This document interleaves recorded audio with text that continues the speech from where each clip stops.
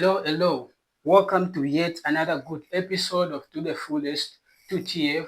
I am your host, Ivan Mwapevagwada, and on today's episode, I'm so honored to feature the current Vice President of Evelyn Student Union, ICOSU, Mr. Felix Muyuni, aka SCA, Mufasa.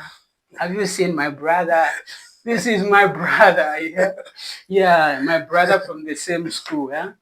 Mr. Felix Muyuni, who is the current Vice President of Evelyn, a student union, ICOSU. And on today's episode, we are going to be talking about student unionism and its importance to national affairs.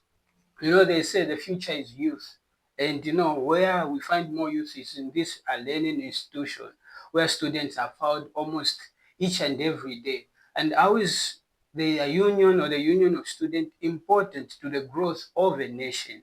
And that will be the discussion of the day with my good brother, Scar, aka Anslot, Liverpool.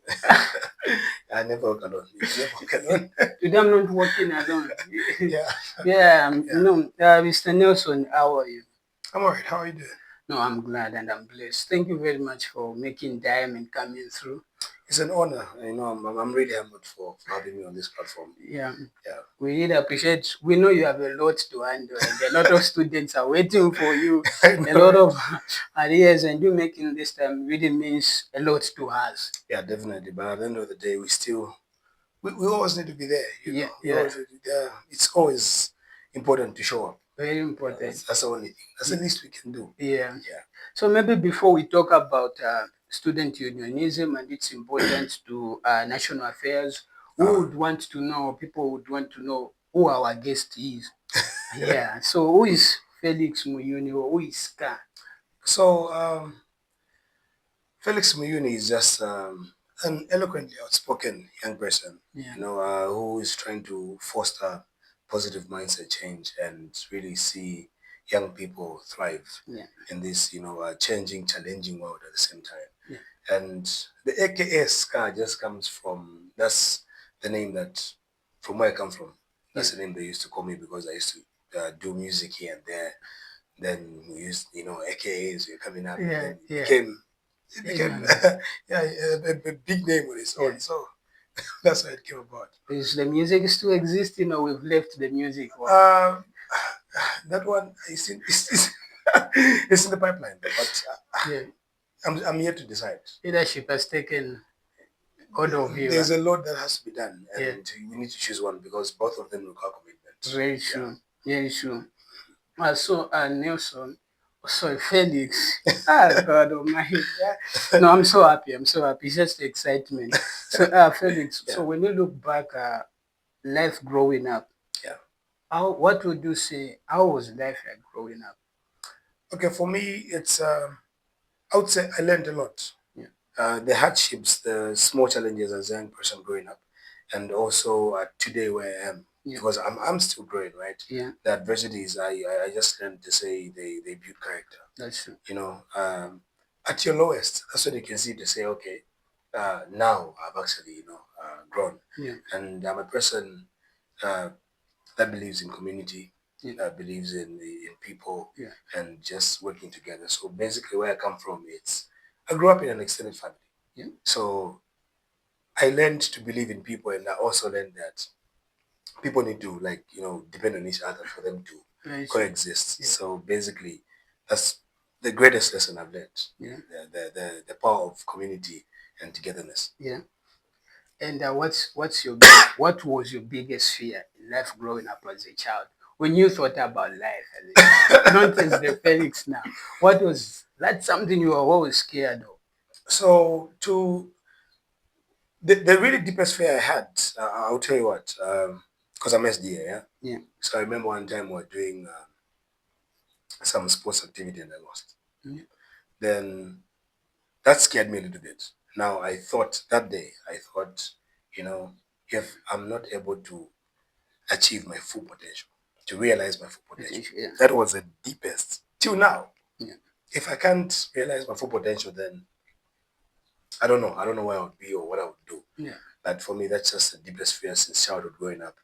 till today where we are. So can we say you've realized the full potential? It is in the pipeline. I'm still realizing. Okay, I can also do this. Okay, You're still learning more. Yeah. No, that's one thing about life and growing up and being young is you always have the opportunity to do it again. Yeah, And that's a good part. And you always have the chance to do more. Even if you say, okay, today you failed, you have an opportunity because you still have some years. Though we know that life, you never know what tomorrow comes, but as a youth, there's just that realization to say, okay, I still have time. Yeah, true. That is true. Yeah, so, you're talking of everything being in pipeline and just the fear of failing or not realizing your full potential. But despite all that, there is a lot which you've done and you are doing. So what inspires your work? What inspires you every day? What keeps you going? First and foremost, I'm one person who is intrinsically motivated. Yeah. I don't have to have a reason to do something. Yeah. It just has to be done. Yeah. So I've always told myself to say, if not me, then who is going to do it? And also growing up, looking at people that I used to look up to, where I draw my inspiration from, the likes of Barack Obama, the likes of Thomas Sankara, So I discovered to say, I've done what I've done or what I'm still doing today because those people showed us the way of doing things. I believe in human beings, and if if people do not inspire us to do anything, then there's what's the point of existing? So at the end of the day, discovered to say, I just draw my inspiration within most of the times, but also I look up to people that have done the greatest things that personally I would look at and okay, I would really love to be like this, and that's where I draw my inspiration from most of the times. Yeah. What inspired you to be a Liverpool fan? A Liverpool fan. Yeah, that's a conversation. It's a long story. No, I understand. You said community, so I understand you don't want to walk alone. We can never walk. You can never walk alone. Yeah, so talking of student unionism, but before we come to that, there's a question which I have for you. This is a question that I got from someone to say you should ask the coming guest. So before we dive into the conversation, and the question, we call them teasers. Okay. So your teaser is, how would you describe a higher learning institution without a union? How would you describe a higher learning institution without a student union? How would I describe it? Yeah. A quiet place. Yeah. An unfair place. Yeah. Where students don't have a voice. Yeah. It can be an institution that has a voiceless students. Yeah. Without a union. At the end of the day, you discover to say there would be unfairness there. There would be a little biasness and fear. I'd call it a fearful, voiceless, quiet institution. Minus the students' union being there. That's my basic description on an institution without a students' union. But you understand that that's the case in most of the private higher learning institutions we have in Zambia. Not really. Not really. Okay. It depends. Yeah. It depends on what kind of a team does that institution have. And at the end of the day, you discover to say all institutions have got bosses, right? You have a learning institution, right? They are run by the college's principal. They have vice chancellors in universities. But at the end of the day, you discover to say even the very people at the peak of the university, the pyramid, the peak, they're where they report to as well. That's true. So the key for the students in private institutions is to understand who is the boss of the person we report to. Yeah. You get it? Yeah. Because if those people cannot have it done, you need to go up. You go up. Yeah. Maybe that's where the authority comes from. At the end of the day, it's possible to have it. It's always there. It's always there. Just that most people don't know it, but it's always there. That's very true. So, what does student unionism mean? To me, it's a principle of advocacy to represent and to be the voice of the student body. Yeah. Unionism is basically a representation of the student body. Yeah. To speak on their behalf, to represent them and put their interest out there. Yeah. That's what I believe unionism is. Yeah. Because we discover to say everywhere you go, there are unions, teachers union, Yeah. labor union. Yeah. Those people have one principle, advocacy. Yeah. And they're the bridge between the people and whoever is in front here. They're the bridge between the two. Yeah. So basically for me, for students union, especially in learning institutions, it's advocacy. Yeah. The principle of advocacy, the value of advocacy, everything comes back to representation. Yeah. So what inspired you to stand and go for the position of the vice president?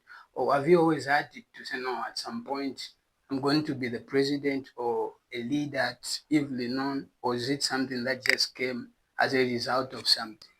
Uh, Before I answer the question, Yeah. me growing up in Seventh Adventist Church, I was easily voted for positions. I was district commander for the Pathfinders, left, right, commanding it whatsoever. I'm sure I've seen that in Yeah, yeah, yeah. In primary school, I was easily chosen class monitor. You know, in grade 9, prefect. Grade 10, they chose me debate president. It's not like I called for it. So my reflection on where I came from and when I came at Evelyn Horn College, looking at the things that were going on, me being there as a classroom, because I just came to class. The first day I'm there, I'm in class, I'm in first year. Yeah. Our lecturer, class tutor comes and says, we need a class rep. And everyone just says, this guy. So I don't know what they saw, but then I was, what's going on? Yeah, yeah, yeah. You understand, right? Yeah, But yeah. it all came back to me standing as vice president is because of what I saw that was happening in school. As a class rep, it was difficult for me to go to dean of students to file in a complaint. Yeah. In what capacity would I go there? Yeah. So I realized to say I needed a position, or rather be in an association that would give me the chance to face Yeah. the people that we need to report to when students are actually facing challenges, Yeah. and also offer solutions to them. To say students want this, Yeah. but then as a class rep, you can't go to a dean and say students want this. this. No, you need to go to your class Yeah. tutor. That's true. But what if this thing that students are facing is not just your the program you're doing are not facing it, but let's say it's the whole institution that's facing the challenge. Yeah. So the class rep go there, they wouldn't, No. So I'm like, okay, I feel it's high time I took up This at least a bigger position yeah. that would give me the chance to go there directly, Yeah. and just represent, be there for them. Yeah. So I know your term is almost coming to an end. Yeah. Would you say you fulfilled what you wanted to do there? Have you achieved 100% goals you had set to becoming a union leader? Not 100%, but I would say 80% was done. No, that's it. 80% was done. Congratulations. So easy. But yeah, 80% was done. We had challenges here and there, but I would tell you that 80% was done. The main goal for me was mindset change. Yeah. You cannot bring development to an institution minus having the student populace change the mindset. Yeah. Even if today we bring you, let's say, rubbish bins, but if your mindset always tells you when you're done eating whatever you're eating, you beat it around, that bin is going to be very useless. Yes, that's true. You understand, right? So we need to first change your mindset and then bring you the bin. So that was just my main approach was basically that. Yeah. What's the primary role of a student union? Basically, to speak out for the student body, to represent, the student populace, because at the end of the day, they are put there to serve. They are servants. We are servants. Yeah. You get it, right? And our job is not to be bosses. No, our real work is for us to represent the interests of the students and to bridge the gap between the learners and the management. Bring them close. 1, 2. What we need to do is resolve conflicts, because there is a lecturer student, they are always there. So we're in between to resolve them. But basically our primary role is advocacy and representation of the student body. Yeah. Student unions in Zambia delivered in omitting their purpose of existence over an unjustly known. When you look at student unions around Zambia, there's talk of CBU, we talk of Viglinon, we talk of Unza, we talk of Mdungushi, Kwame Nkrumah University, Eden University, Cavendish, and all these other institutions we have in Zambia. I know you've gotten to interact with different people from some of these institutions I've mentioned, and you yourself say having to serve as vice president. Would you say these union bodies are meeting their uh, reason of existence? Not really. Yeah. Not really. Not Not really. Yeah, yeah. Not really. Yeah. Okay, what I'm saying so is sometimes they can, but majority don't. And the reason being is one, political interference. Two, lack of resources. Three, there's a disconnection between them and the people they're representing. Yeah. You cannot meet your primary goal as a union minus being connected to the people you're representing. Yeah. You understand, right? Yeah. Because at the end of the day, you discover to say, what exactly are you representing if you're not even talking to the people that put you in that position in the first place? Because we're not just chosen, we're voted for. Yeah. So if you go through as president or whatsoever position you go for, it means the people believed in you and put you in that position. Yes. But the moment there's a disconnection between you and the people, then you cannot meet what you're supposed to. You get it, right? Yeah. I talked of political interference. Um, Political parties have got different agendas. Yes. You understand, right? They've got different agendas. And the moment there's an interference between what the student union is supposed to do, once they come in, they start pushing their agenda. And you discover to say most of the times the agenda of political parties does not benefit the student body. Yeah. It does not. It does not do that. The question is, who benefits from the political interference that you have? Only the union members. Yeah. That leads to what? A disconnection between we put this person in power, but now here's what they're doing. Yeah. You know, they even bought a vehicle, Yeah. and there are those kind of comments from from students. And I also talk about the issues of resources, minus having adequate items you need to serve. You can't meet the purpose. You can't meet the purpose. We need, effective communication. For you to be able to deliver, you need effective communication. You need to understand what is really going on the ground.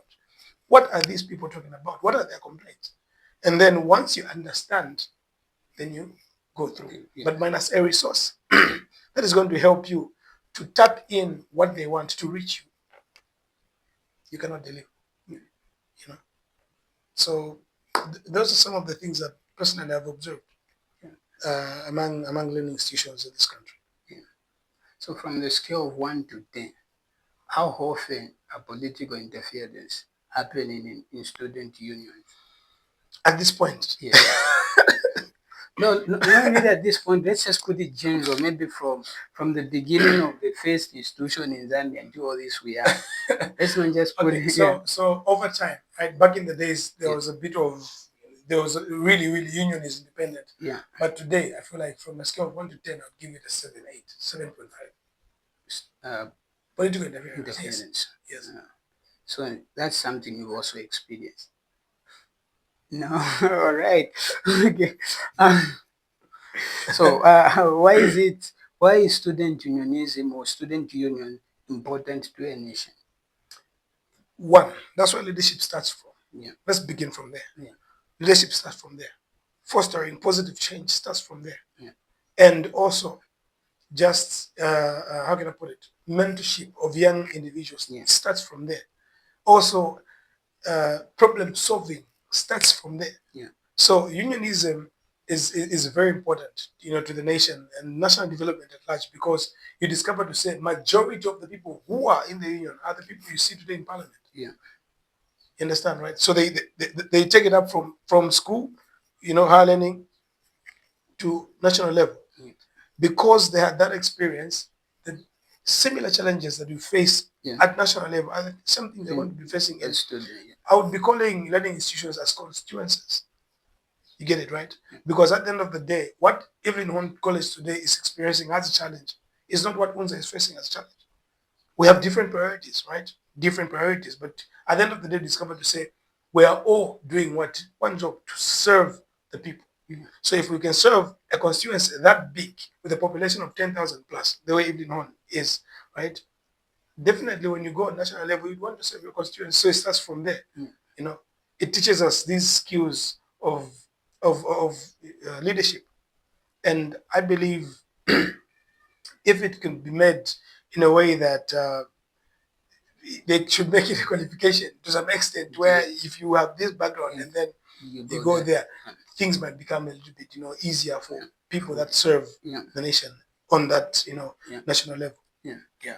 So is there a body that exists that connects like different union leaders from different learning institutions and coming together and just represent the challenges they have to our learning? Because why I say this is, you said when I talked about private institution, you said these guys sometimes they have the boss which they reports to. I believe it's the same in a public institution. Maybe we have the principal, the chancellor, and there are times where you as a student union, you try to engage these people and you see, okay, there's no solution. Maybe we need to go to someone higher than them. Exactly. Yeah, which those are some of the approaches which happens. So is there a student body that connects students from different institutions and just you come together, learn from each other and just share the experiences you are going through and the challenges you're facing? It's actually it's actually an act of parliament. Zanasu, Then also, you have Zanasu, you have NACOSU, National Students Union, yeah, National Students Union. yeah, So discover to say what these guys do is they get all the institutions, okay, all the institutions, and bring them together. They get the leaders from all institutions, bring them together. If there is a pressing issue, yeah, they would come together and then they would go as an executive. Now, the way the executive is made is it's not how can I put it? The way the executive made the way the executive is made is students union, right, from respective higher learning institutions would come together and then among themselves they would choose who is going to represent what all of them. all of them. Yeah. So if an institution is having an issue, they'll go to them, report, and then those guys now will go at to the institution saying there's this that's going on and now we need to intervene. Yeah. So basically that's how these student bodies operate. Yeah. Yeah. All right. And if we have such, how can a student union remain relevant in the fast changing world? Because the world is changing. Uh-huh. Every day there's something new happening. Yeah. Even the approaches of the government, despite having the same constitution for a longer time, there's always some change that are coming up. So how can student unions remain relevant to the nation and to their respective institutions? So one thing I would say is adaptability is key, Yeah. and also keeping an open mind. At the end of the day, you discover to say with technology advancements, we need to adapt to how do we use this technology to advantage to disseminate information. Yeah. Things like mental health are key elements to still remain relevant, to both the nation and the student populace. Yeah. Because today we discovered to say it was never used to be stressful for you not having a phone, but today that is real stress. Very, That is stress. very. You understand, right? When just having a phone, if there's no power, I haven't charged it. It's stress. Yeah. Not having data is stress on its own. Yeah. So advocacy for mental health and engagement with the students and the nation at large, and also keeping an open mind and adapting to changing, waves. Because I believe to say with continuous learning, nothing can be an obstacle with continuous learning. Yeah. You can, we had a chance, right? We had a chance to see all of us saw it for the first time. President Chagan Ejidum allowing students, opening the gates of State House to students. We've never seen that happen before, right? So now, what did our friends, our colleagues do, or rather utilize that opportunity? You saw what happened. Vivid visions were given, directed straight to the head of state. This is what we're having as issues. This is so basically, for me, that is, I believe that is change for me. But because they kept an open mind to say this is not actually impossible, it's very much possible. And we feel if at all we're not being heard, then let us address these problems to the head of state himself. And the fact that they could do that, that opened, gates, and also opened minds to other union bodies to say, if they did, we can also what? Do it. We can also do it. At the end of the day, that was for the benefit of the students. But then it was also the benefit of the nation, because the nation is made up of different people, and majority of those people are young individuals. One, number two, in the very population you have parents who send their children to what? To school. The speeches that were given, elaborating the challenges that students are facing, gave an insight to the parents to understand the challenges a child would face when they go to what? To a higher learning institution. You understand? So basically, that still keeps a union relevant in today's world. Yeah. So those are some of the things I could off top, just offload. All right. As a student leader, how do you balance your time as a student as well as their representative? That's a good one. Discipline, discipline, and scheduling. You get it? When you learn how to manage your time and you're disciplined on how you manage your time, it becomes easy. When I stood as vice president, I knew what I was getting myself into. So I had to learn, what does the vice president do? You understand, right? I'm supposed to be well informed. It's important. So I know to say, okay, from 8 to 16, I'll be having classes. These are my personal. Apart from the union, I'm a student too. I'm a student too. I need to clear my examinations as well. So I know to say, okay, from 8 to 16, I'm having my personal classes, right?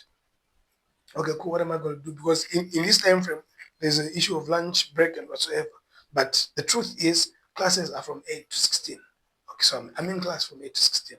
But then the moment I see something, an issue that is pressing, affecting the people I'm serving, I would go to my head of school, head of section, and ask for permission. What is happening? This side is ABCD, and you know my position here.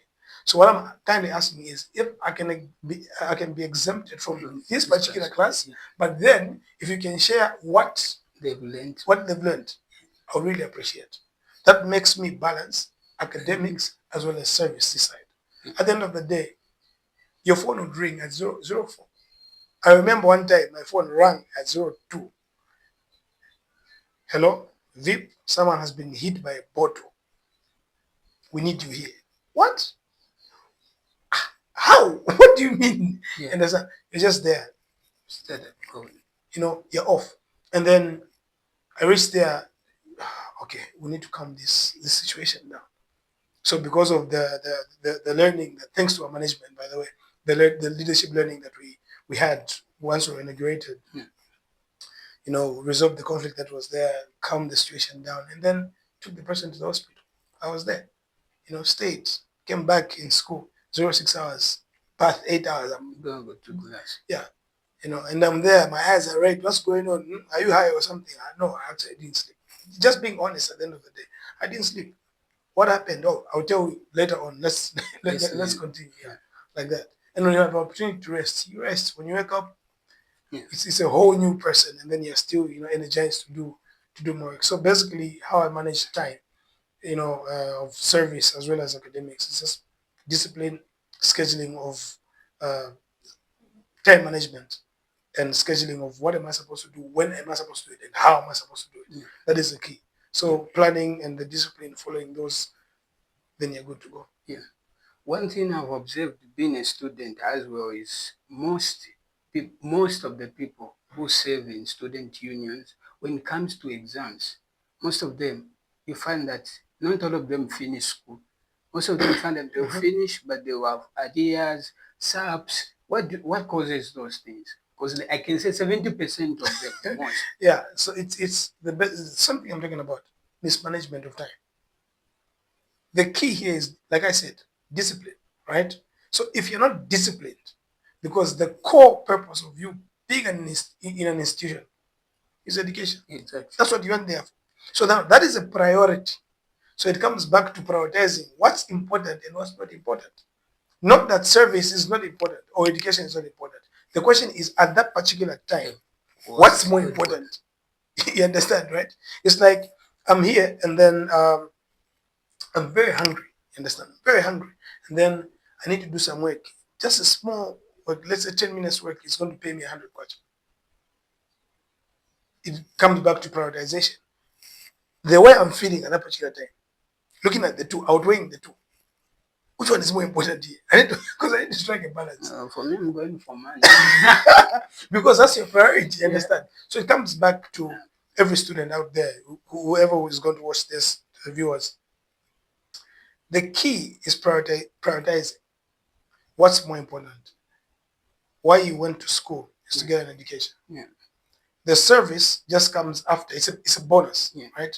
But it's important too. Yeah. So there are some cases that you can say, you know what, I'm going to deal with that later on. And then make sure that because of the discipline, make sure that once you're done with what you're doing, you deal with it. Yeah. It means that you're saving both yourself and the students. Yeah. Because the moment you examiners don't care whether you're a president. They don't know you. The same. They don't know. Okay. Yeah. So maybe coming to a close of our conversation. Yeah. What would be your word of advice to a young person out there just coming in campus, or those eyeing for this position, those who have the desire to serve other students? What is your word of advice? Or maybe to them that are coming after you specifically that you've been on? Trust me, introspection is really important. Firstly, you need to ask yourself, why are you doing what you want to do? Or why are you doing what you did?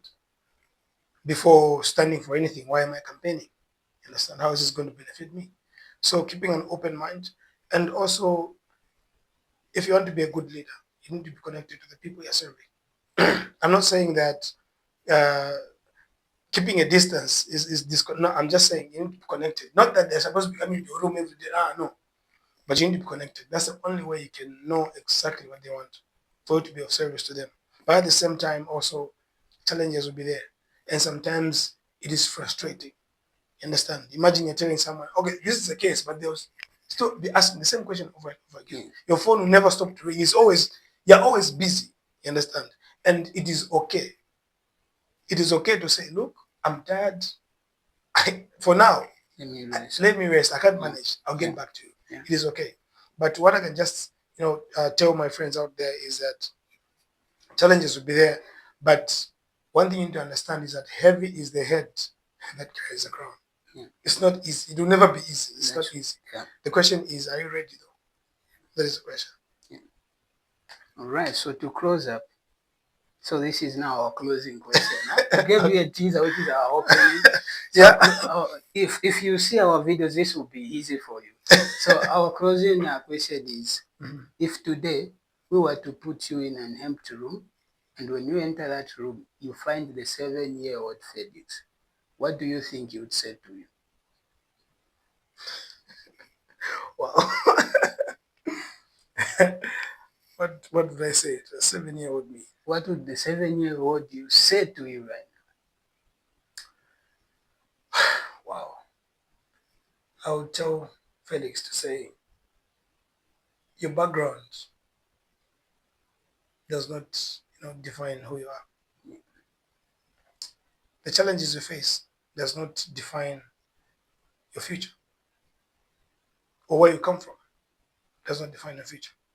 But the choices that you make definitely do have an impact on who you're going to be once you grow grown. That's what I can tell you to be. That's beautiful. And since we are good people, we'll not leave you in an empty room. We'll take you to another one. Okay. And then when you enter that one, you find the 40-year-old Felix. What do you think he would say to the current Felix? He would tell me that he would tell me unspoken expectations are premeditated resentments. Yeah. The truth is, by then, I'm sure he was going to learn to say things that I don't say today who make me resent people for no apparent reason Yeah. because I never taught them. That's true. I'm sure by the time Felix is 40, he would realize that. Yeah. Yeah. Yeah. Yeah. Yeah. No, we really appreciate you coming. This has been educative. Thank I you very pray much. that this reaches a lot of students and a lot of unions and a lot of young people trying out, this eyeing for greater positions in society.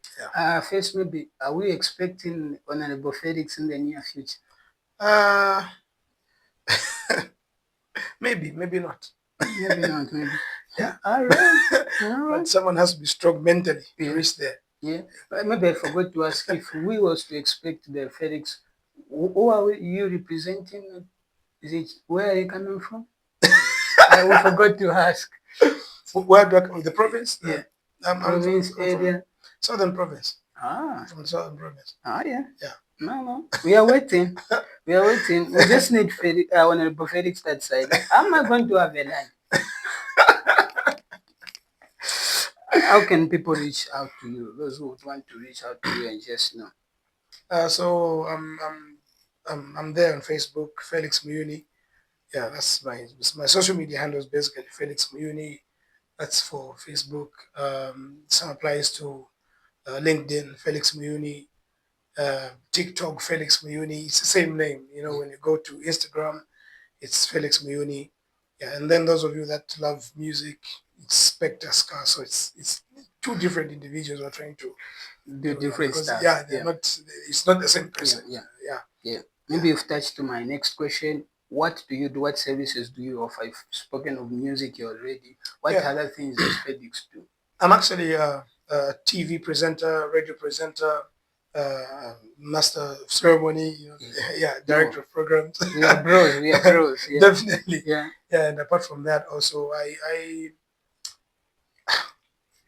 rap, Yeah. and write music, so Yeah. it's fun, and, Yeah. and also write poetry. Yeah, apart from Okay, Kadema about unionism.